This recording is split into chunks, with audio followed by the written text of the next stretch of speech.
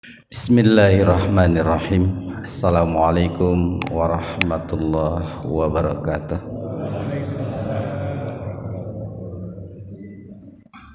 Innal hamdalillah nahmaduhu wa nasta'inuhu wa nastaghfiruh wa na'udzu billahi min syururi anfusina wa sayyiati a'malina.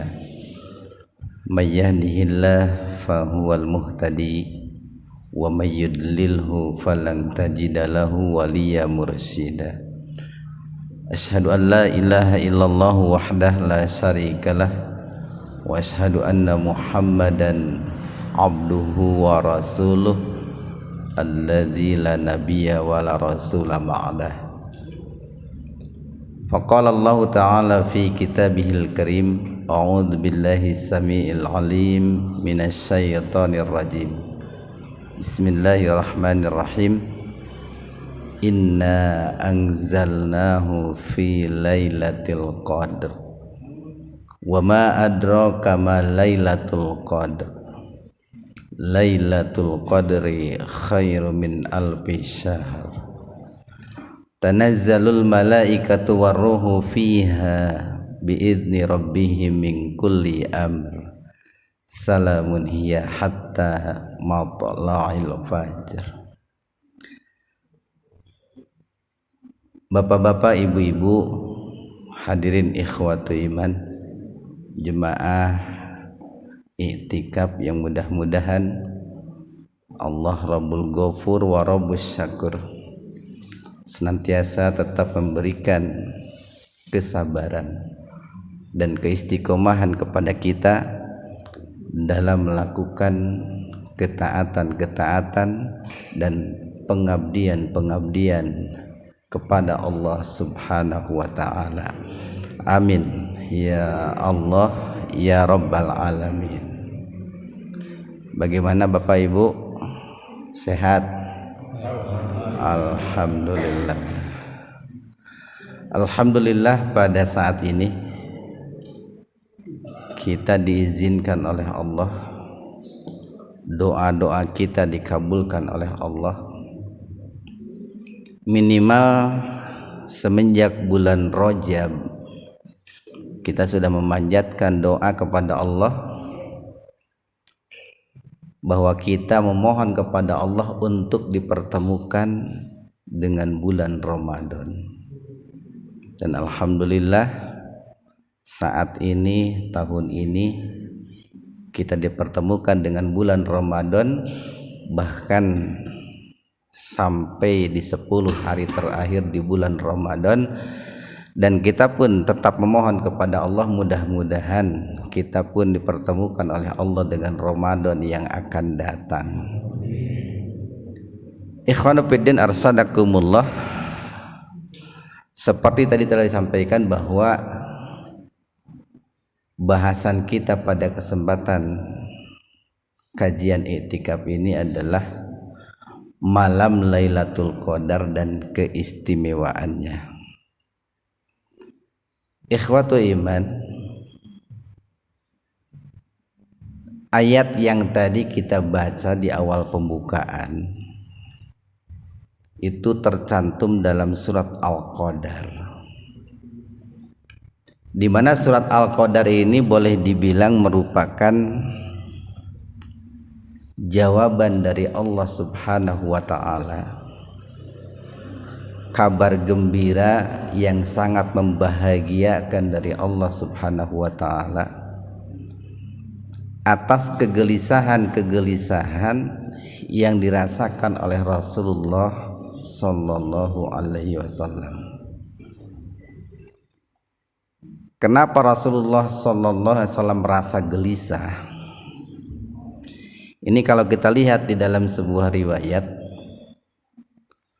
bahwa suatu ketika di saat Rasulullah sallallahu alaihi wasallam sedang berbicara di hadapan para sahabatnya, beliau mengkisahkan begini, bahwa dahulu di zaman Nabi Musa alaihi salam itu ada 4 orang Bani Israel yang beriman yang sangat soleh.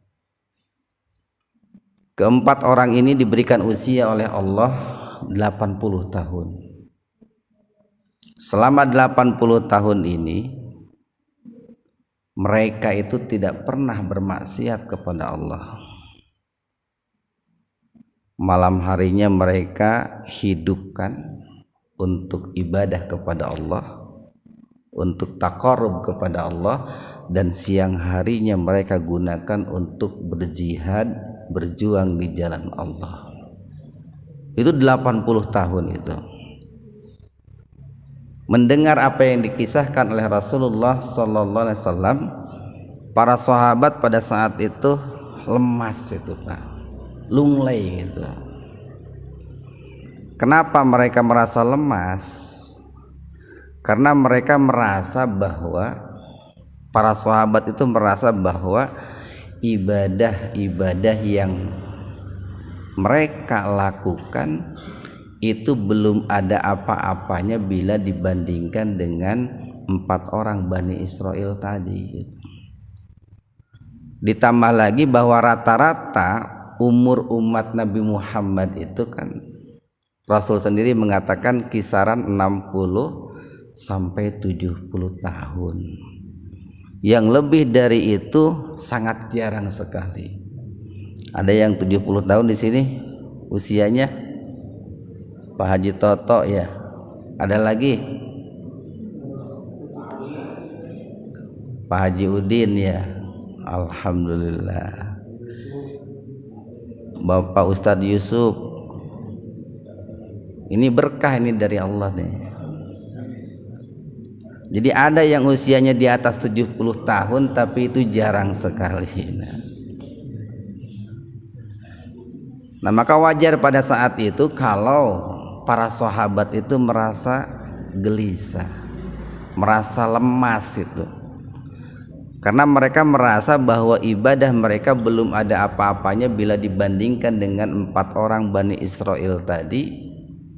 Ditambah-tambah rata-rata umur Nabi Muhammad itu, umur umat Nabi Muhammad itu tidak sampai di atas 70 tahun.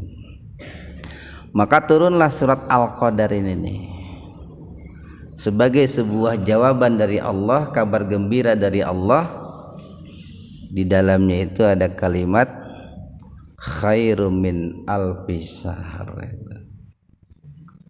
Malam Lailatul Qadar itu lebih baik daripada 1000 bulan gitu. Yang apabila dikonversi 1000 bulan itu kurang lebih 83 tahun itu, Pak. Berarti melebihi 80 tahun usianya 4 orang Bani Israel tadi. Lebih banyak 3 tahun bila dibanding dengan usia 4 orang Bani Israel tadi. Sehingga dengan demikian, sekalipun rata-rata usianya umat Nabi Muhammad itu 60 sampai 70 tahun, namun apabila mereka itu mendapatkan Lailatul Qadar, maka mereka itu bisa melaksanakan ketaatan kepada Allah yang nilai pahalanya itu melebihi 80 tahun.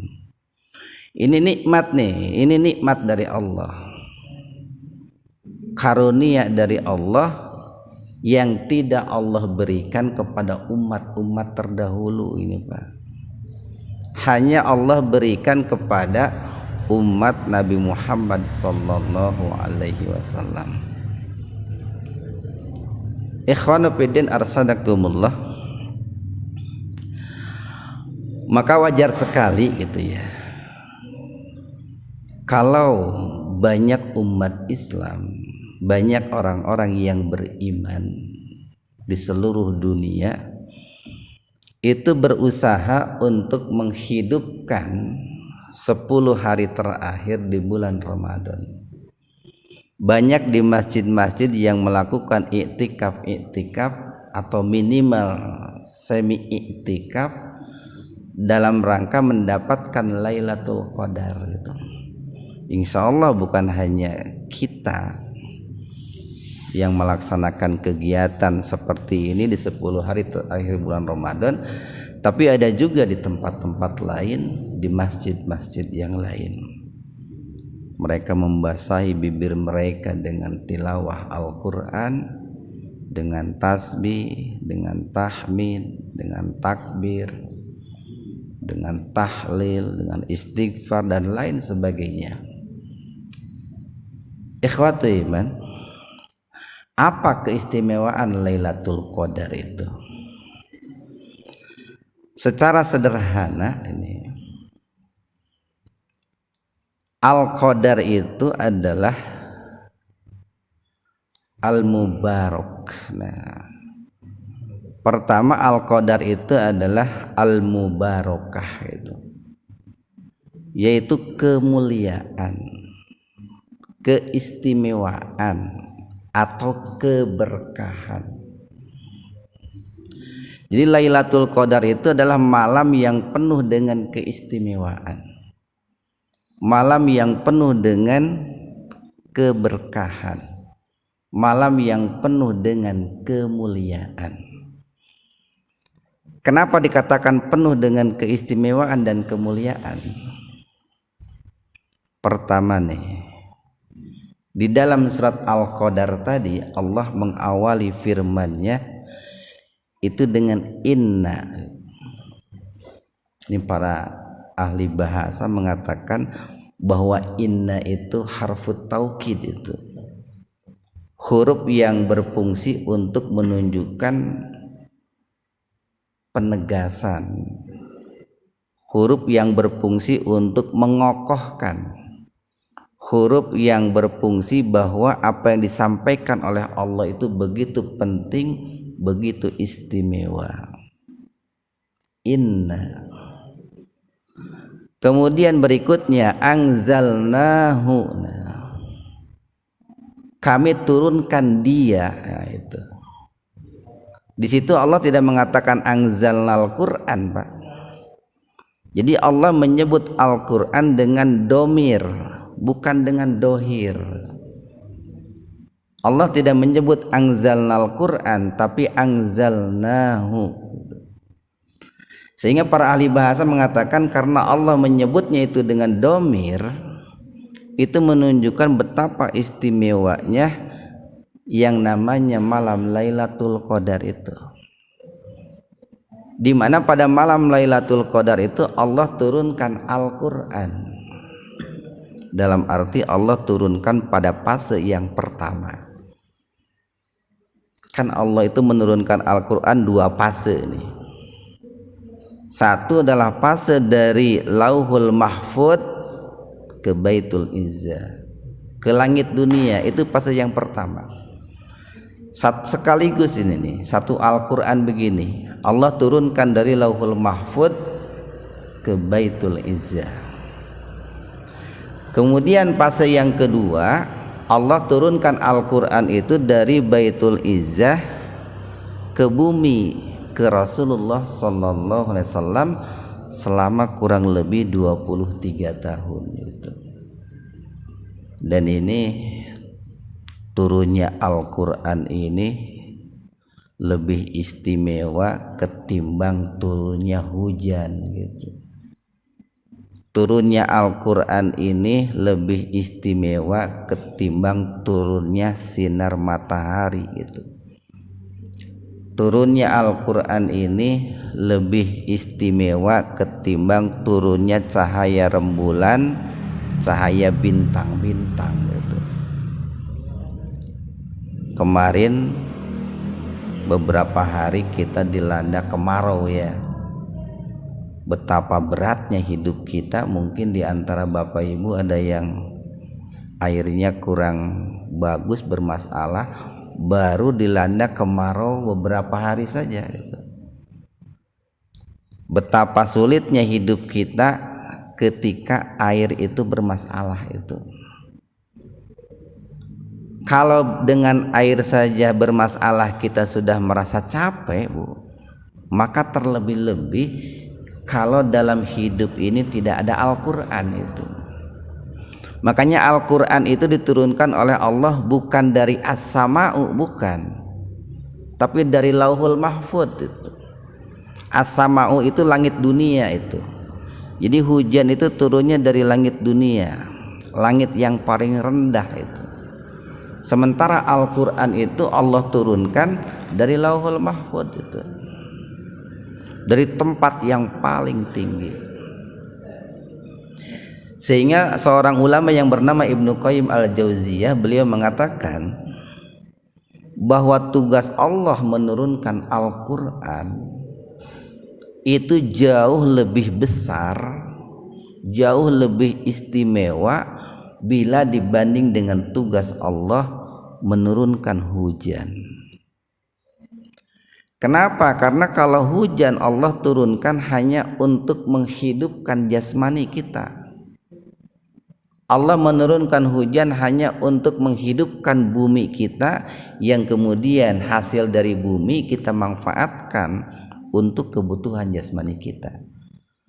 Tapi Allah menurunkan Al-Quran itu untuk menghidupkan ruhani dan juga jasmani. Itu yang pertama.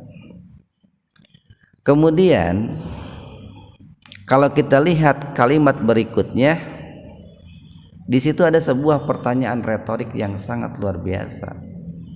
Wa ma adro kama lailatul qadar. Allah mengajukan sebuah pertanyaan yang pertanyaan itu tidak menuntut sebuah jawaban. Kenapa tidak menuntut sebuah jawaban? Karena Lailatul Qadar itu merupakan sebuah rahasia, di mana rahasia ini di luar pengetahuan radar manusia itu. Pengetahuan kita tidak akan sampai kepada Lailatul Qadar itu. Makanya kalau kita lihat hadis-hadis yang disabdakan oleh Rasulullah sallallahu alaihi wasallam, itu menginformasikan kepada kita secara umum saja gitu, secara global gitu. Carilah malam Lailatul Qadar itu di 10 hari terakhir bulan Ramadan. Atau lebih spesifik sedikit, carilah malam Lailatul Qadar itu di malam-malam yang ganjil. Atau lebih spesifik lagi, carilah malam Lailatul Qadar itu di malam 21, 23, 25, 27, 29. Jadi di luar radar pengetahuan manusia. Malam Lailatul Qadar itu merupakan hubungan antara bumi yang paling rendah dengan alam yang paling tinggi. Dikarenakan dirahasiakan oleh Allah, maka sesuatu yang dirahasiakan itu adalah sesuatu yang istimewa, Bu. Betul nggak, Bu? Sesuatu yang dirahasiakan itu biasanya sesuatu yang sangat istimewa. Biasanya bapak-bapak kalau menyimpan sesuatu yang istimewa suka dirahasiakan itu. Disimpan di najero kopeah mungkin gitu ya. Atau disimpan di hanapeun kasur, itu yang rahasia kan begitu.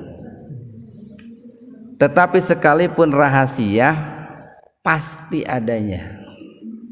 Cukup banyak sesuatu yang Allah rahasiakan itu. Surga Allah rahasiakan, Bu, tapi pasti adanya. Kematian Allah rahasiakan, tapi pasti terjadi.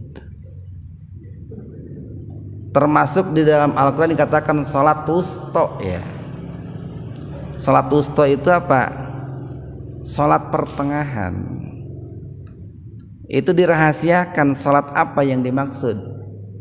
Sehingga para ulama ada yang mengatakan itu adalah sholat asar, ada yang mengatakan sholat isya, ada yang mengatakan sholat subuh, ada yang mengatakan sholat maghrib. Dirahasiakan sholat wusta itu. Kenapa dirahasiakan? Agar orang itu termotivasi untuk semangat mendapatkannya, semangat untuk melaksanakannya. Itu yang pertama. Kemudian yang kedua, di situ Allah yang kedua, al-qadar itu adalah ini sempit, Bu. Sempit. Ini kalau kita lihat firman Allah umpamanya di dalam surat Ar-Ra'd ayat 26. Allahu yabsutu rizqa liman yasha'u wa yaqdir.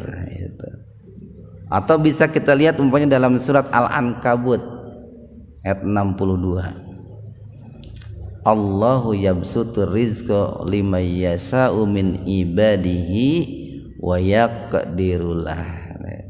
Di situ ada kata-kata yaqdir itu. Yaqdir itu kebalikan dari yabsut. Jadi al-qadar itu kebalikan dari al-bastu. Al-bastu itu artinya luas, itu lapang. Sementara al-qadar itu artinya sempit. Tapi sempit di sini sempit dalam arti positif, berkonotasi positif, berkonotasi baik. Kan rata-rata kalau disebut sempit itu yang terbayang dalam benak kita itu kan negatif gitu ya. Jadi al-qadar di sini sempit di sini dalam arti positif. Kenapa? Karena pada malam Lailatul Qadar itu seperti yang Al-Qur'an katakan, tanazzalul malaikatu warruhu fiha. Pada malam Lailatul Qadar itu seluruh malaikat itu turun, Bu. Termasuk ar-ruh. Para ulama mengatakan ar-ruh itu adalah malaikat Jibril. Jadi seluruh malaikat itu diturunkan oleh Allah termasuk malaikat Jibril ke bumi ini, Bu. Sehingga saking banyaknya malaikat yang memenuhi bumi ini, seolah-olah bumi ini terisi penuh oleh para malaikat. Seolah-olah bumi ini sempit karena dipenuhi oleh para malaikat. Ini kalau kita ilustrasikan begini, bumi ini jangankan diisi penuh oleh para malaikat, seandainya nih penduduk Indonesia itu 200 juta lah katakanlah, ambil saja 10%-nya, 10%-nya 20 juta itu orang-orang beriman, bertakwa, orang soleh, solihah. Insya Allah Indonesia ini tenang gitu. Baru 20 juta itu, insya Allah Indonesia ini tentram gitu. Cahaya orang-orang soleh itu akan bersinar di Indonesia itu. Ini baru di GBI dipenuhi dengan bapak dan ibu yang jumlahnya tidak seberapa, sudah terasa nyaman kan ya di GBI ini. Apalagi kalau lebih banyak lagi orang-orang yang soleh di GBI itu. Nah, pada malam Lailatul Qadar itu bumi ini dipenuhi oleh para malaikat, termasuk malaikat Jibril turun itu. Sehingga seolah-olah digambarkan bumi itu sempit itu. Dan ini merupakan sebuah kenikmatan yang sangat luar biasa ketika para malaikat itu turun ke bumi. Kenapa? Karena mereka turun ke bumi itu bukan untuk jalan-jalan gitu ya. Mereka turun ke bumi itu bukan untuk iseng gitu, bukan gitu. Mereka turun ke bumi itu bukan untuk main-main, tetapi dalam kalimat berikutnya tuh, min kulli amr. Makanya para ulama mengatakan bahwa makna lain daripada Lailatul Qadar itu adalah malam pengaturan takdir itu ya. Malam pembaharuan takdir. Malam pengaturan ketetapan-ketetapan Allah, ketentuan-ketentuan Allah yang berkaitan dengan takdir manusia. Para ulama mengatakan bahwa ketetapan Allah itu ada dua. Pertama, ada ketetapan Allah, kitabah Allah yang disebut dengan kitabah syar'iyah.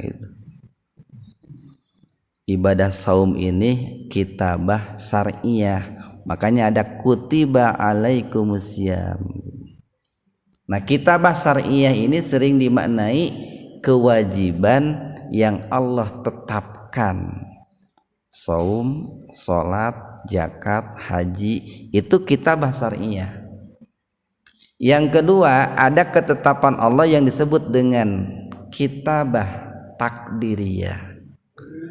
Ketetapan Allah yang berkaitan dengan takdir manusia, yang berkaitan dengan takaran manusia, yang berkaitan dengan ukuran manusia. Karena apa yang terjadi pada diri kita manusia itu semuanya diukur oleh Allah, ditakar oleh Allah, ditimbang oleh Allah, sehingga kita ini menjadi manusia yang seimbang, Bu. Yang seimbang. Tidak ada satupun dalam hidup kita yang tidak diukur dan tidak ditakar oleh Allah Subhanahu wa taala. Nah, pada malam Lailatul Qadar itu Allah turunkan itu seluruh malaikat termasuk malaikat Jibril dalam rangka memperbaharui terkait dengan ketetapan Allah yang berkaitan dengan takdir kita, khususnya takdir yang sifatnya mu'allaq. Apa takdir mu'allaq itu? Para ulama membagi takdir itu kepada dua nih. Satu, ada takdir mubrom. Takdir mubrom itu adalah takdir mutlak yang Allah tetapkan, di mana manusia tidak diikut sertakan untuk mengaturnya. Contoh nih, takdir mubrom itu kita lahir berjenis kelamin laki-laki atau perempuan. Kita tidak tahu mau meninggal kapan, di mana, itu takdir mubrom. Kita lahir dari rahim siapa, itu takdir mubrom. Tapi ada takdir Allah yang sifatnya mu'allaq, ketetapan Allah, tetapi di situ manusia ada peran serta. Umpamanya nih, kita ingin sehat gitu ya, maka di situ ada peran kita bagaimana supaya bisa hidup sehat. Mungkin menjaga istirahat dengan baik, pola hidup yang baik gitu ya, mengatur umpamanya hati kita dengan baik. Atau katakanlah seorang pelajar, seorang mahasiswa ingin menyelesaikan studinya dengan cepat, tepat waktu, maka di situ ada peran dari seorang pelajar itu. Nah, itulah takdir mu'allaq. Nah, pada malam Lailatul Qadar itu adalah kesempatan kita untuk merubah ketetapan-ketetapan Allah, khususnya ketetapan yang di situ kita manusia diikut sertakan gitu. Bahkan ada ulama yang mengatakan begini, kita manusia dilahirkan ke muka bumi ini jauh sebelum kita lahir itu sudah Allah tetapkan ketetapan untuk kita itu. Umur sudah Allah tetapkan, rizki sudah Allah tetapkan, bahagia sengsara sudah Allah tetapkan, selamat atau celaka sudah Allah tetapkan. Tapi belum semua ketetapan Allah itu terjadi pada kita, kan ya?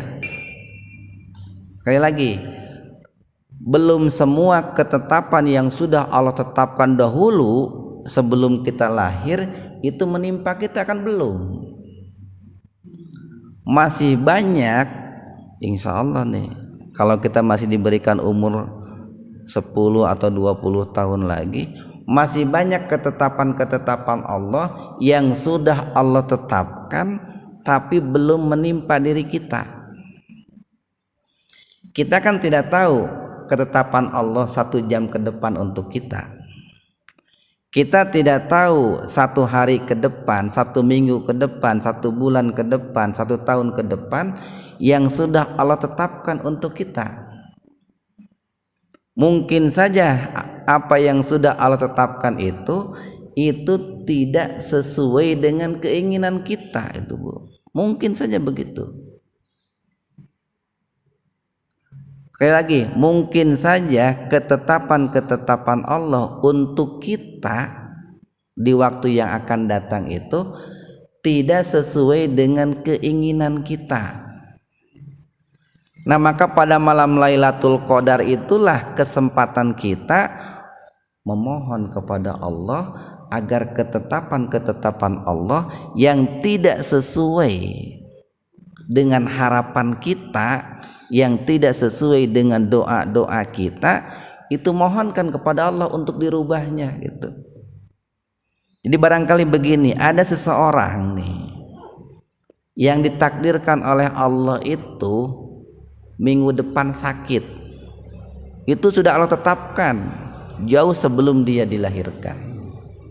Atau ada seseorang yang ditakdirkan oleh Allah bulan depan itu kecelakaan di jalan raya, sudah Allah tetapkan sebelum dia dilahirkan.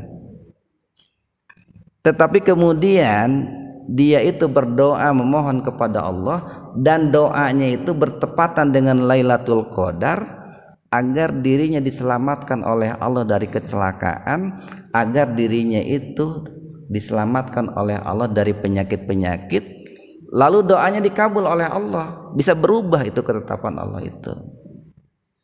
Nah, makanya Allah membuat kitabah syariah yang namanya doa itu ya. Doa itu kitabah syariah itu.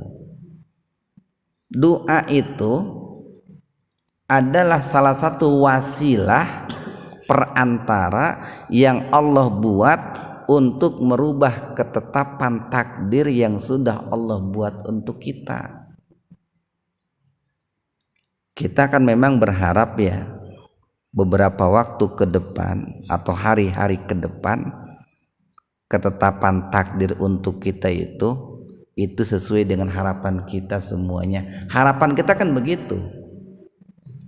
Tetapi tidak menutup kemungkinan apa yang sudah Allah tetapkan itu tidak sesuai dengan harapan kita. Nah, malam Lailatul Qadar inilah saatnya kita itu memohon kepada Allah agar ketetapan-ketetapan yang kurang baik untuk kita itu dirubah oleh Allah. Dan ketika Allah merubahnya itu kan Allah mengutus para malaikat, Pak. Mengutus para malaikat. Allah mewakilkan untuk melakukan perubahannya itu kepada para malaikat. Makanya Al-Quran mengatakan tanazzalu malaikatu warruhu fiha, untuk apa? Min kulli amr, untuk mengatur seluruh urusan manusia, untuk mengatur seluruh permasalahan manusia, untuk menyelesaikan semua problem manusia. Nih, kalau yang hadir di sini katakanlah ada 100 orang, taruhlah rata-rata membawa problem ke sini 20 masalah. Punya masalah, Bu? Punya enggak, Bu, masalah? Punya. Punya masalah, Pak? Punya. Ada 10 masalah? Lebih. Ada masalah di kantor mungkin ya. Ada masalah dengan pasangan hidup, ada masalah dengan anak, ada masalah dengan mertua, ada masalah dengan tetangga, gitu ya. Ada masalah dengan atasan, ada masalah dengan bawahan, ada masalah air di rumah, ada masalah kendaraan, kan gitu ya. ada masalah gaji dan lain sebagainya. Wah, banyak itu. Kalau lah rata-rata nih, minimalnya masing-masing kita punya masalah 20 kali 100, udah 2000 masalah nih saat ini di masjid ini nih. Dan yang bisa menyelesaikan masalah itu kan hanya Allah itu. Tidak ada yang bisa menyelesaikan masalah itu kecuali hanyalah Allah. Dan ketika Allah itu menyelesaikan masalah, Allah itu ngutus malaikat gitu. Allah mengirim malaikat. Malaikat yang Allah kirim itu sesuai dengan tupoksinya. Nih, masalah keluarga malaikatnya ini. Masalah dengan mertua malaikatnya ini. Masalah pekerjaan malaikatnya ini. Masalah rezeki malaikatnya ini. Masalah cinta, masalah kasih sayang malaikatnya ini. Kan begitu? Makanya wajar kalau tadi Al-Quran mengatakan bumi ini pada malam Lailatul Qadar itu dipenuhi oleh seluruh malaikat termasuk malaikat Jibril. Di situ Al-Quran tidak menyebutkan secara pasti berapa jumlah malaikatnya. Yang penting al-malaikah itu banyak, itu banyak, bisa jutaan, bisa miliaran, bisa triliunan itu Bu, jumlah malaikat itu. Ya bayangkan saja tadi, minimal masing-masing manusia punya 20 masalah, berarti dikirimkan 20 malaikat itu. Sedangkan di dunia ini manusia itu kan berapa miliar itu, kali 20 masalah saja sudah berapa triliun kan. Nah, jadi mereka para malaikat itu diturunkan oleh Allah, diutus oleh Allah itu untuk menyelesaikan masalah-masalah yang dihadapi oleh kita. Nah, bagaimana caranya kita memanfaatkan diturunkannya para malaikat termasuk Jibril pada malam Lailatul Qadar itu? Kita beribadah kepada Allah. Kita dekatkan diri kepada Allah. Kita bertaqarrub kepada Allah Subhanahu wa taala. Ikhwanu fiddin arsadakumullah. Ada sebuah kisah yang menarik nih terkait dengan Lailatul Qadar ini. Ada dialog antara Nabi Musa alaihi salam dengan Allah Subhanahu wa taala. Suatu ketika Nabi Musa itu berkata kepada Allah, "Ya Allah, aku ini ingin menjadi seorang hamba yang dekat denganmu." Apa jawab Allah? Hamba yang dekat denganku, mereka adalah orang yang terjaga, menghidupkan dengan cara beribadah sepanjang Lailatul Qadar itu jawaban Allah nih. Orang yang akan dekat dengan Allah itu mereka adalah orang yang senantiasa terjaga menghidupkan malam sepanjang Lailatul Qadar. Artinya dia memanfaatkan pada malam itu dengan bertaqarrub, mendekatkan diri kepada Allah Subhanahu wa taala. Dan kalau sudah dekat dengan Allah, tidak ada yang dibikin sedih, tidak ada yang dibikin cemas, tidak ada yang dibikin takut.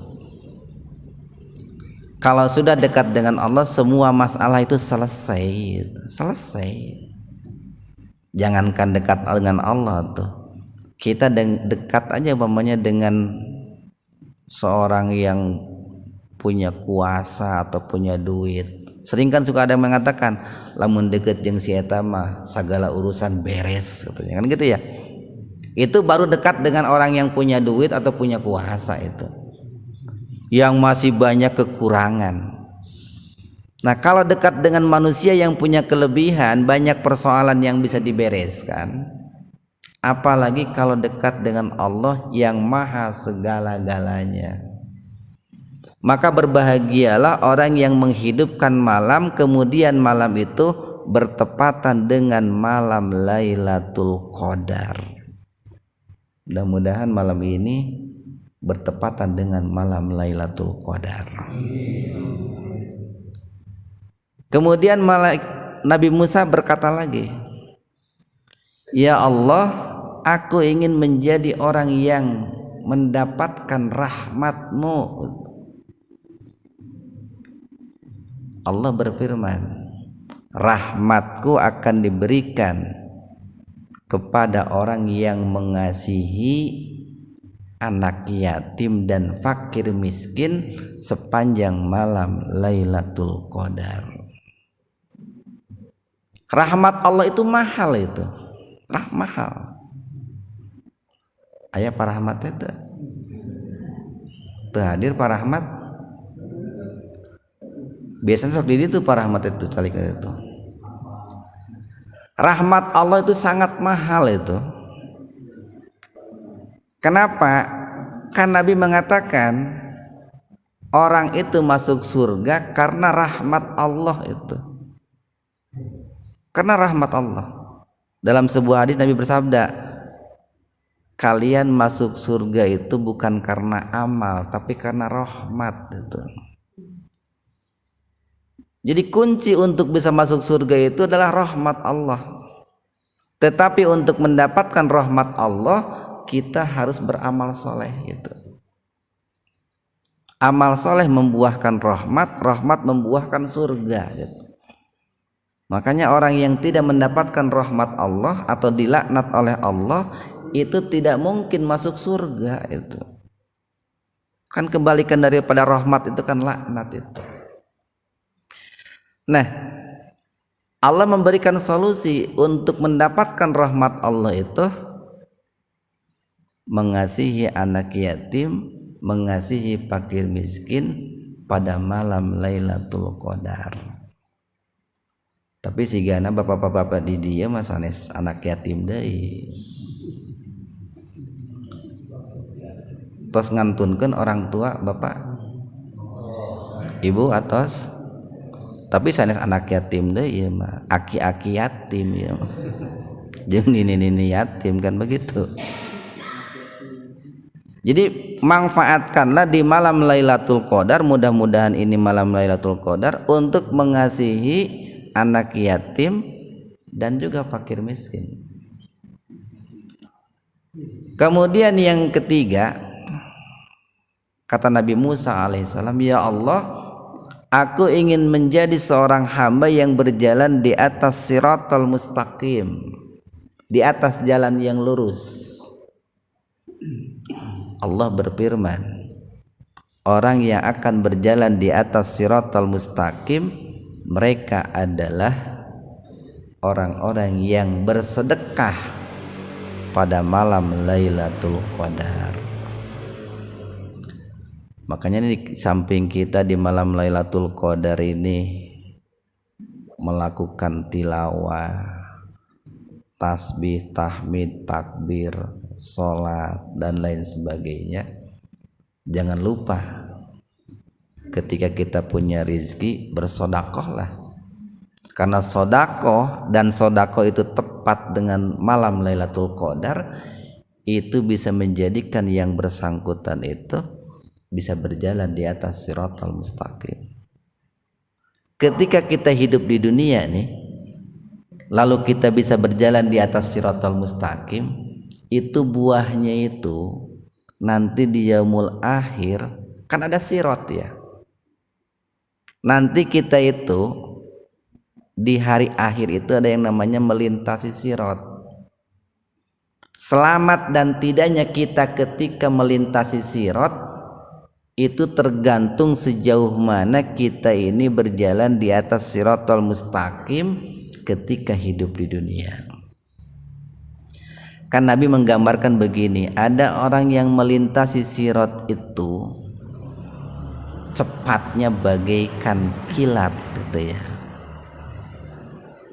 Ada juga yang melintasi sirat itu cepatnya bagaikan kuda yang berlari kencang gitu ya. Ada yang cepatnya melintasi sirat itu bagaikan orang yang berlari kencang. Beda ya, kuda lari kencang dengan orang lari kencang. Sagancang-gancang napanang moal bisa ngelehkeun kuda itu. Ada orang yang melintasi sirat itu berjalan santai, bagaikan orang berjalan santai. Ada juga orang yang melintasi sirat itu bagaikan bayi yang merangkak gitu.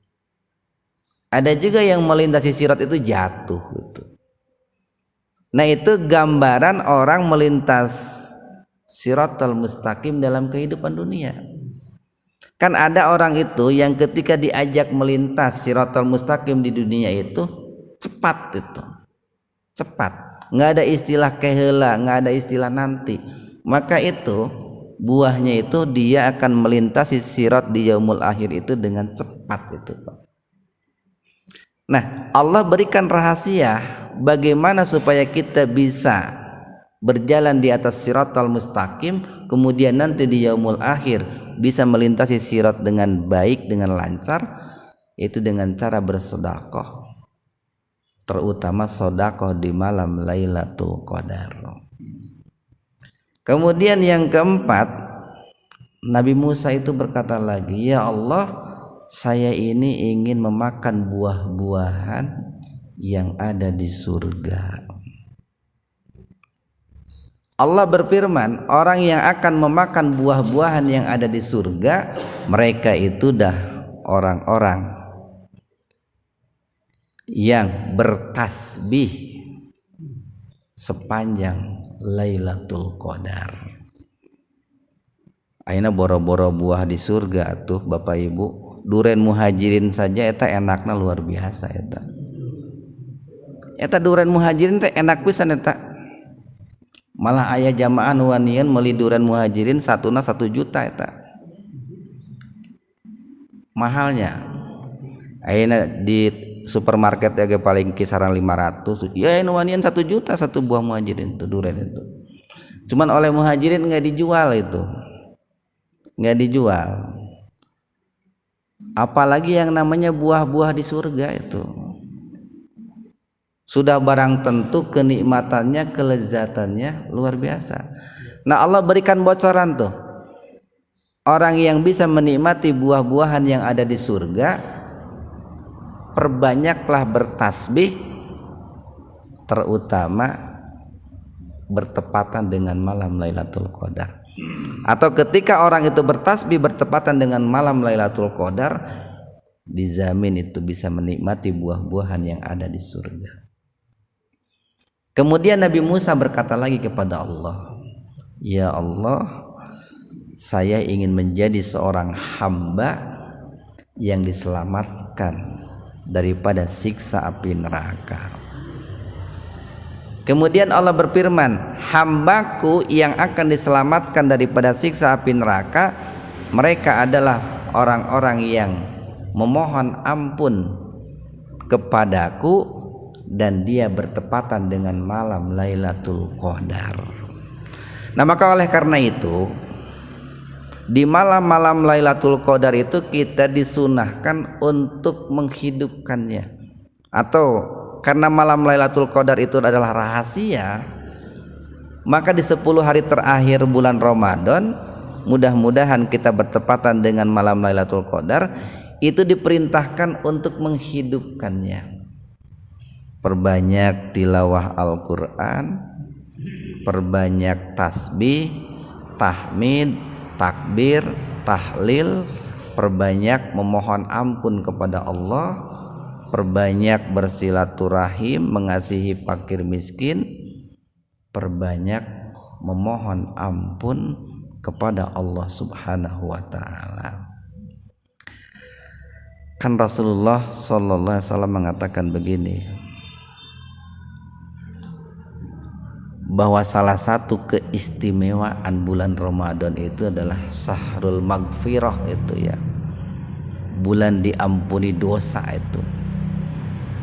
Terlebih-lebih kalau memohon ampun atas dosa-dosa kita itu bertepatan dengan malam Lailatul Qadar.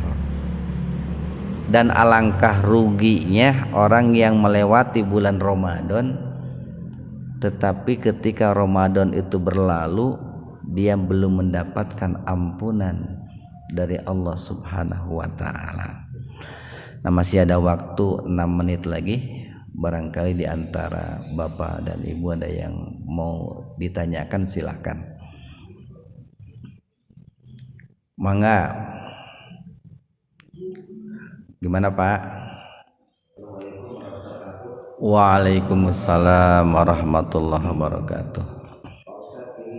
Jadi kalau kita paham saat ini, iya. Al-Quran itu turunnya tanggal 17 Ramadan. Padahal kita lebih meyakini bahwa turunnya Al-Quran itu, iya, atau malah Lailatul Qadar yang lebih diutamakan atau dari riwayat-riwayat Nabi itu 10 hari terakhir. Iya. Jadi akhirnya derajat kesohihan tanggal 17 Ramadan dengan 10 hari terakhir ini bagaimana? Iya. Ada lagi? Ya, mangga Ibu, mangga. Oh iya. Bedanya sedekah dengan infak itu bagaimana gitu ya? Ya, terima kasih. Untuk pertanyaan yang pertama gitu ya. Sebagian ada yang mengatakan bahwa Al-Quran itu diturunkan 17 Ramadan gitu ya. Tetapi tadi di surat Al-Qadar dikatakan bahwa Al-Quran itu diturunkan pada malam Lailatul Qadar, kan gitu ya. Ya, terima kasih. Begini Pak, sebetulnya ya, kalau melihat keterangan-keterangan yang ada gitu ya, tidak ada dalil yang pasti gitu ya tentang diturunkannya Al-Quran dalam arti hari yang pasti gitu. Biarkan iklan dulu lewat itu.